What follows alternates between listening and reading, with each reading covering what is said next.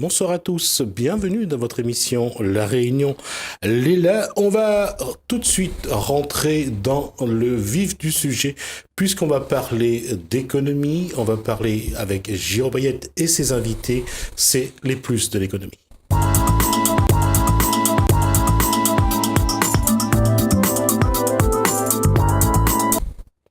Bonsoir Jérôme Bayette. Bonsoir. Alors, qui êtes-vous allé chercher et à qui voulez-vous cuisiner ce soir?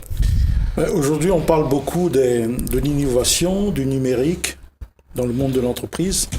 Et j'ai donc contacté un jeune du Sud et une jeune dame du Sud, qui est donc Bruno Dijou et Nathalie Verbar, qui ont créé une application dans le monde du transport. Ils auront l'occasion de nous décrire quelles ont été leurs motivations.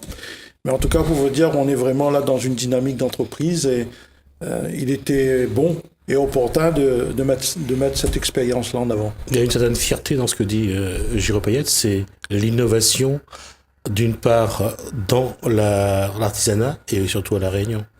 Exactement, parce que il y a 15 jours, j'ai assisté à une assemblée générale à la Chambre des métiers et il nous a fait part d'un document, le rapport d'activité, et j'étais un peu en recul par rapport aux chiffres qui ont été annoncés. Saviez-vous qu'à peine 2% des entreprises artisanales font la promotion de leur activité sur les réseaux Internet et utilisent le système numérique pour parler de leur profession? Il y a véritablement matière à réagir. Là, on a une belle expérience, donc il ne faut pas hésiter, il faut qu'on en parle. Alors, bonsoir. Alors, d'abord, l'an premier, c'est monsieur Bruno Dijou et mademoiselle Verbar Nathalie. Alors, quand on parle d'innovation, comment on arrive à mettre en place un tel logiciel, puisque c'est une application avant tout. D'abord, comment est venue l'idée et comment a été fait le cheminement vers la création? Alors, tout d'abord, avant que monsieur Ramoudou, si vous me permettez, nous tenons à vous remercier de nous avoir invités sur votre plateau. C'est gentil, merci. Pour nous présenter notre concept. Alors, pour répondre à votre question, monsieur Ramoudou, l'idée est venue d'un voyage pédagogique que j'ai fait dernièrement en métropole. J'ai connu aussi le fameux Uber et G7, que je me suis dit, pourquoi pas ramener cette innovation à l'île de La Réunion. Alors, on va juste rappeler que Uber, c'est des taxiteurs, on appelle les VTC, véhicules de tourisme, et on va manquer le C, Jérôme Payette. Chauffeur. Donc, qui sont à la disposition et qui, par rapport aux taxis traditionnels, eux, ne sont pas stationnés quelque part. Il faut juste les appeler et ils viennent jusqu'à chez vous, même prendre votre valise, Jérôme Payette. Oui, exactement. Toutes les personnes qui sont déplacées en métropole, dans les plus grandes villes de France, et allons dire Paris, le système Uber est très pratique. Et moi, la première fois, je me souviens, je me dis, je fais comme tout le monde, je vais tenter l'expérience, voir un petit peu comment ça fonctionne, ce système. Et c'est vrai que comparativement à ce que proposaient les taxis traditionnels, ils ont quand même ils ont un service supplémentaire. C'est-à-dire, ils viennent vous chercher dans votre, quasiment, je dis souvent, pratiquement dans vos chambres d'hôtel et récupérer vos valises. Et je dis, zut! Vous étiez habillé? Comment? Vous étiez habillé? Ah oui, heureusement. Heureusement. Bon, ça, c'est pour le petite anecdote. Mais la question que je me suis posée plus sérieusement à ce moment-là, c'est pourquoi les taxiteurs n'ont pas innové dans ce sens? Sachant qu'aujourd'hui, les consommateurs, d'une manière générale, ont une exigence en qualité de service. On aurait dû y penser bien avant. Alors, Uber a pris des parts de marché considérables sur le plan national et au-delà de la métropole en France, même sur tout, dans le monde entier. Donc, il y a effectivement les taxis G7, il y a eu des grandes manifestations que nous avons connues sur la métropole, et les taxiteurs aujourd'hui, ils en viennent à ça. Mais ce qui est regrettable, c'est que nous savions à un moment donné que le numérique allait prendre le dessus sur notre système économique. Chacun peut avoir leur avis sur la question, mais il y a une réalité, on est face à cette évolution-là, donc il faut que nous nous préparions à être performants dans ce domaine. Donc l'expérience que vous avez mis en place à La Réunion mérite d'être présentée et connue du public, puisque c'est vraiment une belle expérience que un jeune taxiteur et vous-même de La Réunion puisse innover dans ce sens. La question, c'est comment a été travaillée la programmation, parce qu'il faut mettre en place une programmation pour arriver à l'application. Comment vous avez travaillé? Comment vous avez pris en compte les besoins de ceux qui ont besoin de se déplacer? Bon, on a réalisé une audit et suite à ça, on a vu qu'il y avait des besoins sur l'île. Et même au niveau des touristes, on a vu qu'il y avait du travail à faire. Donc on s'est dit, on a réalisé plusieurs études de marché et on s'est dit qu'on allait se lancer sur ces marchés. Alors, dans l'étude de marché, quels ont été les éléments qui ont été mis, qui vous paraissent les plus essentiels à des besoins à répondre? Le service de proximité, déjà. Donc la clientèle a besoin des fois son transport privé. Et aussi, les touristes, c'est quelque chose qui se développe de plus en plus à l'île de la Réunion. Donc il faut qu'on emmène notre savoir-faire pour ces gens-là. D'accord, j'ai dit on tape pas sur le micro, mais bon. Pardon. Alors, juste, je ne sais pas quelle part vous avez pris dans cette démarche. Comment? Quelle part vous avez pris dans la mise en place de l'application? Écoutez, moi je suis, donc si je me permets de me représenter, donc moi je suis chargée de communication et marketing. Donc moi en fait je me charge de tout ce qui est élaboration de la stratégie de communication, élaboration des différents supports de communication. Donc moi j'arrive, je suis là pour tout ce qui concerne la communication en général. Donc Monsieur Dijoux avec nos collègues, donc ils ont travaillé sur toute l'élaboration de l'application, tout le côté technique. Et justement, quand on parle de communication, c'est important parce qu'il faudra ensuite après vendre l'application. Vous parlez du projet DACAP, bien sûr. Voilà. Comment intervenir justement en amont en termes de communication pour faire connaître ce produit-là, et quels sont les éléments que l'attaché de communication et chargé de marketing met en avant pour que les gens téléchargent l'application? Alors, aujourd'hui, je pense que c'est un élément principal. Donc, les réseaux sociaux avec Internet, c'est quelque chose c'est un élément c'est un média en tout cas où les éléments se propagent rapidement. Donc, c'est tout à fait normal qu'aujourd'hui, les médias sociaux et en tout cas Internet est l'un des supports principaux pour la communication. Après, il y a le bouche à oreille parce que les taxis, les transports, les VTC, aujourd'hui, c'est du bouche à oreille parce que les clients les utilisateurs des transports des transports privés en tout cas, donc c'est ceux qui utilisent déjà actuellement et qui vont être les futurs utilisateurs de l'application. Pour revenir à ce que je disais, c'est quel besoin auquel il a fallu répondre pour que ça marche, pour que ça ait vraiment un intérêt auprès du consommateur, de l'usager? Alors là, nous sommes au tout début de notre lancement. Pour rappel, on a commencé officiellement notre campagne le 10 mars. Donc avant tout, faire un petit rappel pour les téléspectateurs aussi qui nous regardent. Alors pour revenir, Léa Cab, c'est une société réunionnaise qui consiste à prendre la commande des clients et de les transmettre aux professionnels de la route, tels que les VTC, taxiteurs, transporteurs. Donc, le principe est simple, vous avez une application mobile, vous téléchargez, ça s'appelle Léa Cab. Alors, soit vous allez sur Google Play ou Apple Store, selon les téléphones mobiles, ou sinon, vous allez directement sur le site internet leacab.fr et vous trouverez les liens de téléchargement. Donc, on propose... C'est sur Android, je suppose? Sur Android ou Apple Store. D'accord, ok. Donc, pour résumer, quelqu'un qui a besoin d'un transport, tout simplement, vous sortez d'ici, Monsieur Ramoudou par exemple, vous sortez d'ici... Je ferai du stop. Vous partez au casino, soit vous partez au Five, au Factory, vous voulez aller en profiter avec vos amis. Il faudrait que je vous dise quel âge j'ai parce que avec ça ne va pas aller mieux. Vous pourrez commander votre course avec l'application, vous téléchargez l'application, vous ouvrez l'application, ensuite vous allez voir apparaître une carte. Vous entrez votre destination, tout simplement, et vous allez avoir une estimation de la course et vous pouvez commander. Le problème d'avant, c'est que on passait entre 5 et 10 coups de fil avant d'avoir son transport privé et avant d'avoir une confirmation. Avec l'outil numérique, l'application mobile, en quelques clics, vous pouvez avoir un transport. Ce qui est intéressant, ça veut dire que non seulement vous arrivez d'abord à dire quel trajet vous allez faire, mais surtout vous savez à l'avance combien ça vous coûte et si oui ou non vous faites appel à quelqu'un après. Exactement. Vous aurez une estimation de prix pour voir combien ça va vous revenir à peu près. Et disposons de plusieurs gammes de véhicules aussi. Puisque ça a été lancé vers le 10 mars, aujourd'hui, est-ce qu'il y a déjà des personnes qui utilisent l'application et comment ça se fait dans la réalité? On a lancé notre première campagne à l'aéroport, donc on a déjà quelques retombées. Donc c'est des gens qui font de ville en ville. En général, c'est de ville en ville. C'est pour les petits déplacements parce que bon, il y a des soucis pour se garer. Et c'est surtout au niveau nocturne que ça se passe maintenant depuis 2 week-ends. Je vous en parle maintenant.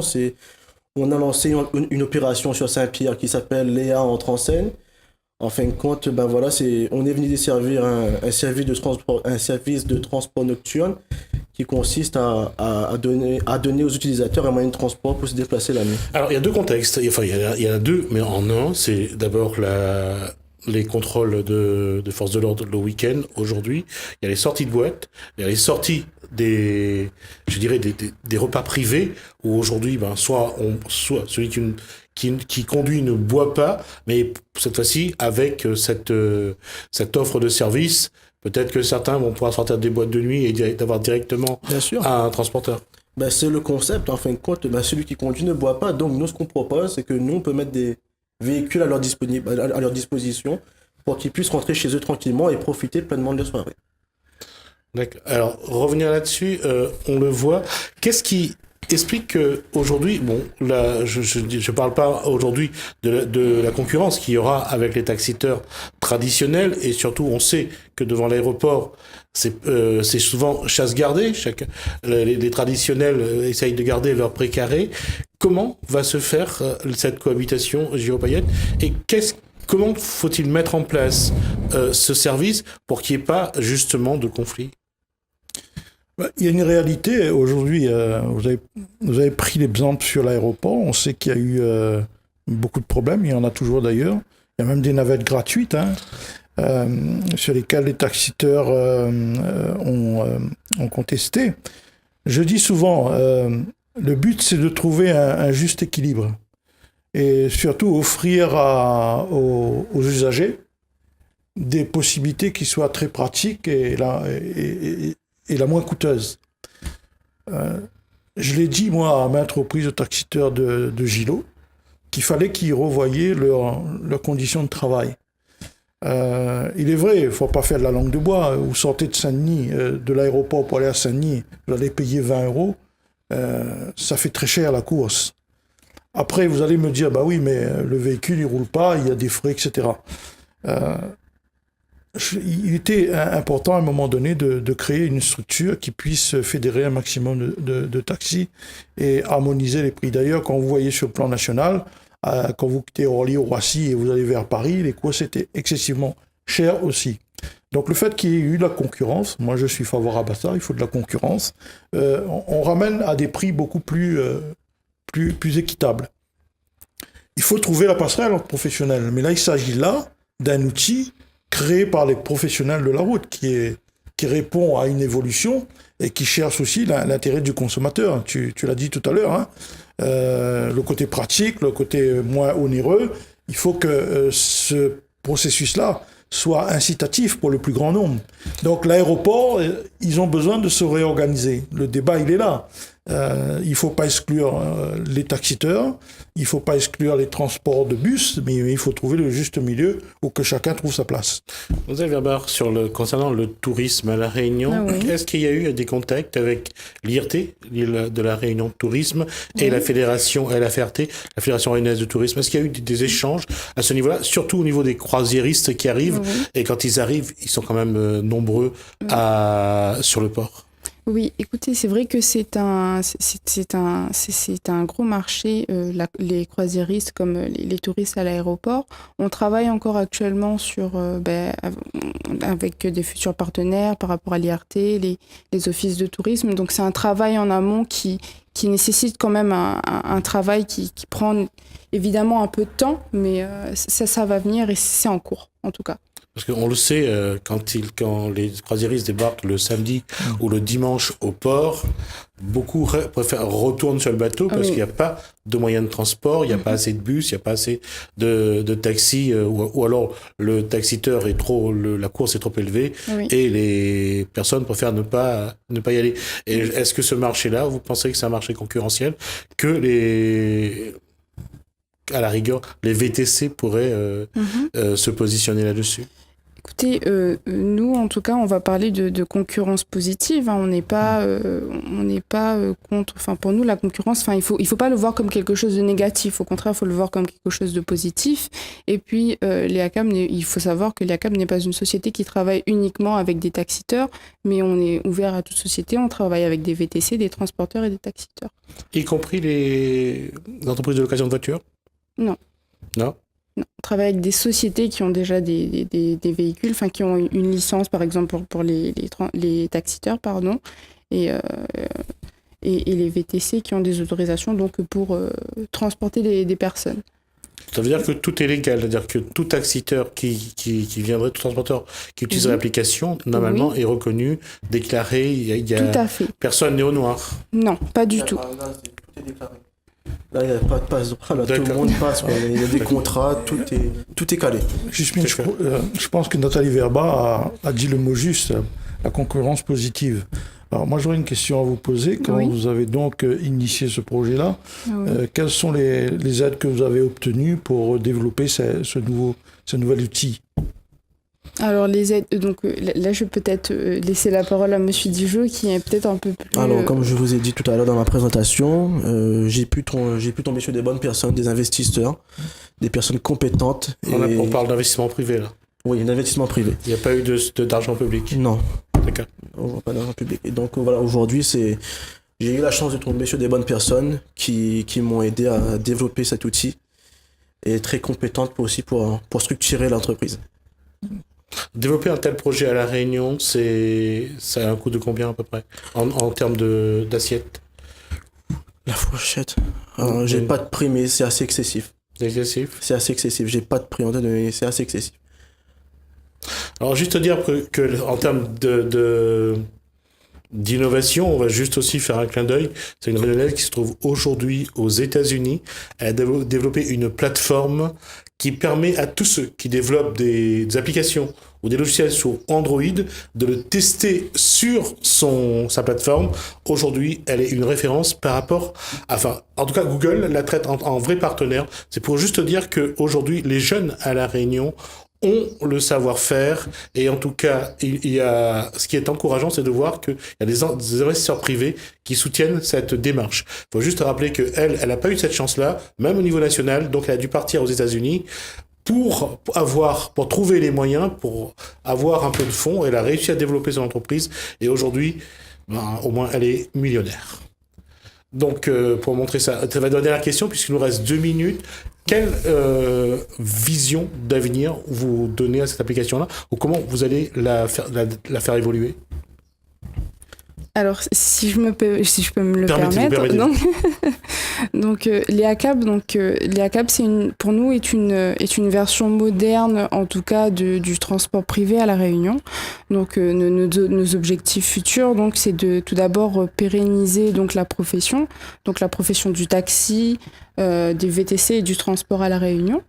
Ensuite, de faciliter l'utilisation de cette application donc aux utilisateurs à La Réunion et aux potentiels touristes. Et enfin,